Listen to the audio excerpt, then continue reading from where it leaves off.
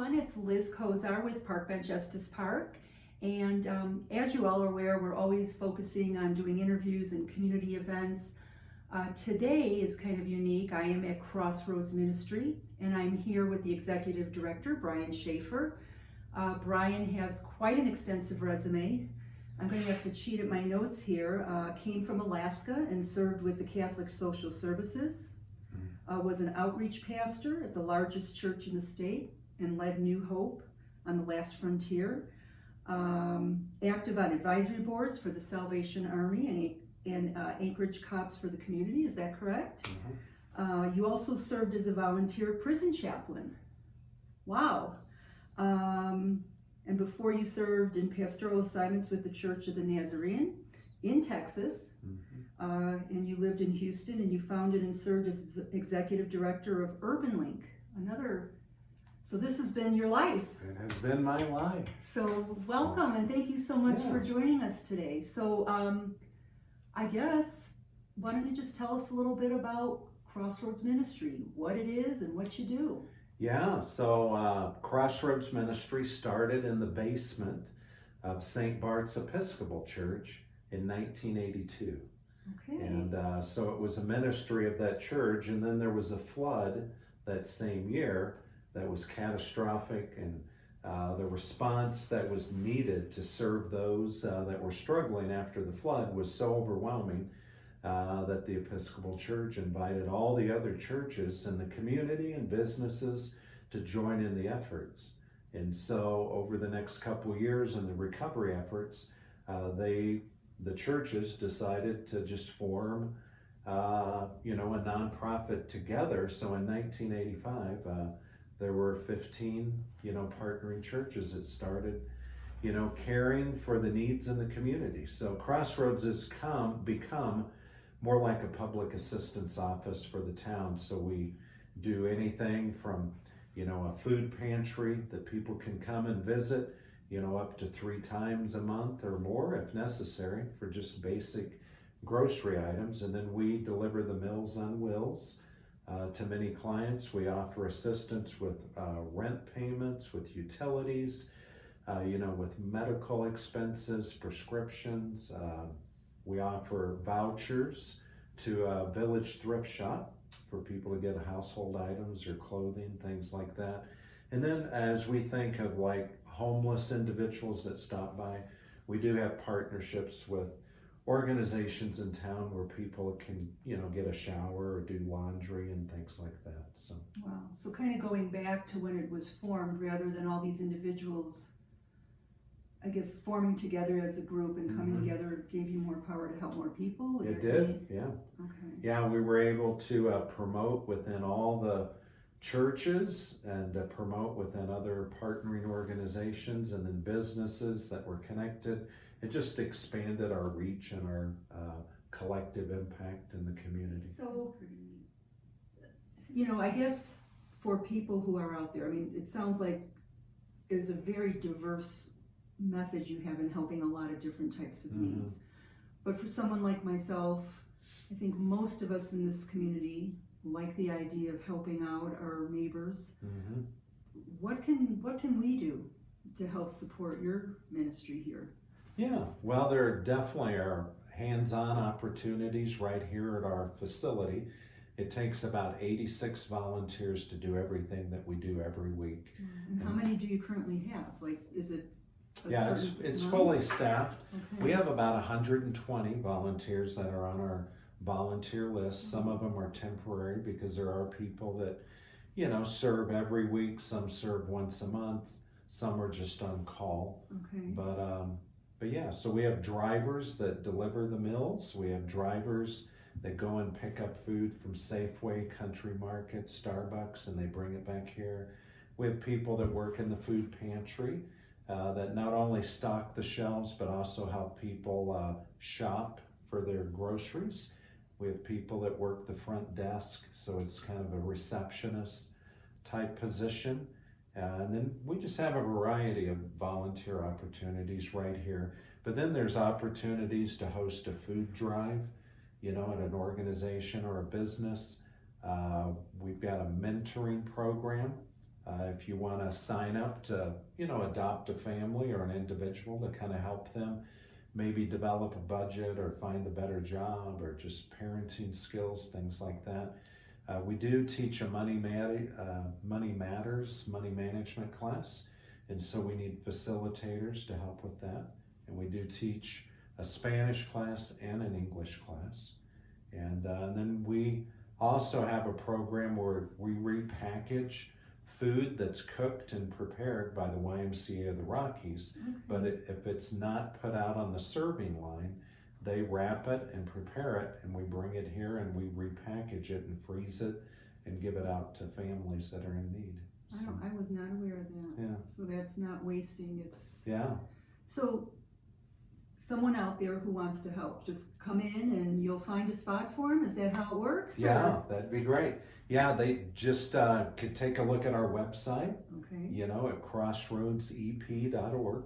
And we will have a link on the park bench page that people can go to. Or they could just send us an email, give us a call, or stop by and schedule an appointment, and we'll give a tour of our facility and give a little overview of what we do, and then what we want to hear from them, what they feel like they're gifted or skilled at, and what they would like to be a part of, and we'll see how we could make a match. That's awesome. So.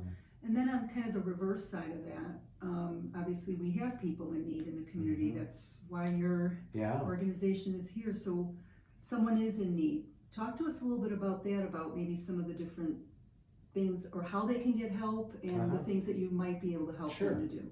Well, definitely anyone in need of food can come, and they don't need to fill out any paperwork to receive food for a couple visits. But after a couple visits on the food side of things, they do need to fill out an application and then schedule an appointment with our case manager, and she'll just do an assessment to see, where the needs are and how we might be able to put together a plan to get them, back to a higher level of self-sufficient lifestyle. And but we do have an application online if they want to fill that out ahead of time.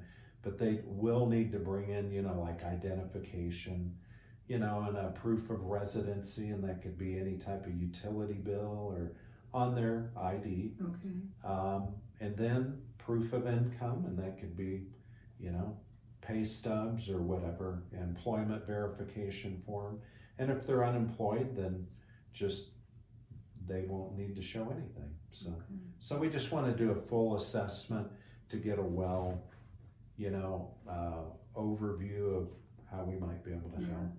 So. Right, and kind of getting them not just helping immediate, but it sounds like more getting them on the right path to be able to be sufficient and okay. So you joined Crossroads in May of last year? 2018. 2018. Okay, so what surprises about coming here? Anything that you could share that? Well, I mean, living in a smaller town versus a city of 300,000 like Anchorage, there's fewer people, and so I mean the word gets out quicker, and then on collaborations, you can pull those together quicker. You have more access to the city government, to businesses, and some influential people to be able to bring together to, maybe pull off something bigger than we could do on our own. Well, that has to be rewarding, I hope. Yeah, it is. So what about some upcoming events? What have you got going on? Well, in the spring, we kind of kick off our Neighbors in Need Challenge in April. We'll explain that. Yeah, so what has happened is we have a donor that has put $50,000 as a matching grant during the month of April and May. Okay. So if we raise $50,000, they'll match the $50,000, and that'd be $100,000 that we'll be able to put towards meeting more needs in our community. And that should go a long way, It right? should, yeah. So people should open up their pocketbooks and because we want to make that donor meet his max. Yeah. Okay. And then on Sunday, April 5th, at 5 p.m. at Hyde Chapel, located on the campus of the YMCA of the Rockies, we're having a kickoff concert for our Neighbors in Need Challenge with Cowboy Brad Fitch. Oh, yeah. And he's going to do songs from James Taylor and Gordon Lightfoot. So, Well, that ought to be fun. So that April should be 5th, fun. we'll be sure to get that posted on the site too, so people can, and then if they have questions, we'll direct them to the website. Yeah. So they can go from there. And I hear you might have a move coming up? We What's do happening there? have a move coming up. We were approached by the Westovers and the Allnuts over a year ago, and they have plans to develop 15 acres that are adjacent to Crossroads, and then ideally a part of their development would include this piece of property, and so they offered to buy it from us. And then as we began to work together, we just came to an agreement that how about we just trade properties, and they're going to make all the upgrades that we need to move into a newer, larger, better facility to help us do what we do and to have more room and space for added growth. Well, that's exciting. When will, do you have a date on that? You know, they're working with the town on all the utilities and all the codes and approvals and all that. So it might take a little So we're hoping, you know, by September, okay. you know, or October, before it starts to get too cold. But they're going to be starting construction on some of the housing units soon, and then in between the next 6 months, we're going to be moving. Yeah. Okay. Well, that's exciting. That is, yeah. Anything else that you might want to share? Yeah, I was just thinking, you know, as far as our events, I mean, in May we have a big spring sale, and we do it at Barn W at the Event Center. And it's just an all-day Friday, half-a-day Saturday, where people in the community donate items that are going to be sold, and then the proceeds are, you know, goes to Crossroads Ministry as well as the Estes Valley Learning Preschool. And so that's going to be taking place on May 23rd. So how does someone donate for that? Are there specific things that you're needing, or is it just household items? Yeah, they're going to have advertisements in the newspaper, and we'll get a little more information out. But it's mostly what you might find at a garage sale. Okay, just a big community garage sale. Mm-hmm. So start cleaning out those closets. That's I'm right. sure everyone will have something to donate. We all do. Should be good. And then one of our big events is we have a pancake breakfast on July 4th. And for many years, I would say over 10 years, we've had it in the parking lot at the Catholic Church on Highway 34. It's from 7 to 10:30. And I think kids, it's $3, adults is $6, but it's, you know, it's egg, sausage, pancakes, you know, coffee. And then all the money raised for that, you know, goes to help Crossroads. And so this year is the first year we're going to host it at the bottom level of the Estes Valley Community Center. And so that we can have indoor and outdoor seating, you know, just to plan for weather that might not cooperate with an outdoor event. So we're looking to do that this year, and we're wanting to partner with the coolest car show that takes place on the 4th of July. That same day at the event center, we're going to see if we can partner with them and advertise together, and maybe have a few cars at the pancake breakfast, and we could send some of our pancake folks over to the car show. Sounds like a good mix. Yeah. Sounds like a lot of fun. Oh, that's terrific. So That's wonderful. So Crossroads Ministry, like I said, if you click on the link, it will take you to a directory. There'll be information there. Anything that's not there, that link will take you to the Crossroad Ministry website.